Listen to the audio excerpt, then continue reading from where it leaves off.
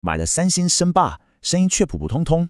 别担心，这集我们来解锁它的真正实力。尤其是像 Q990D 这种高阶款，开箱后声音怎么有点平淡？嘿，问题不是硬体，关键在设定，几个小调整，效果可是天差地远。好，第一步也是最重要的一步，连结。这个没弄对，后面都白搭。想要最好的音质，像是杜比全景声，那一定要用 HDMI 接到 ERC 或 ARC。HDMI 接了却没声音，别慌，这问题很常见，而且超好解决。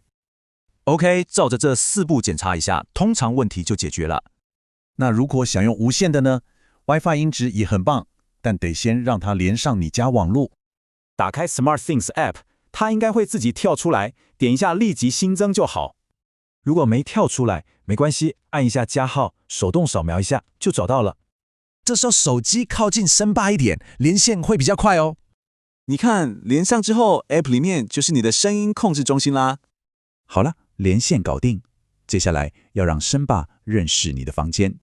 这个 SpaceFit Sound 超酷，它会用麦克风分析你家格局，自动调音。想听到那种包围感，喇叭怎么摆，学问可大了，照着建议摆就对了。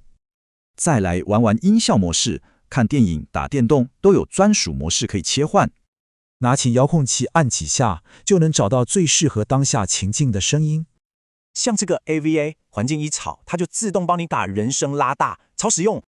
最烦的就是演员嘴巴动了，声音才出来，对吧？这也能调。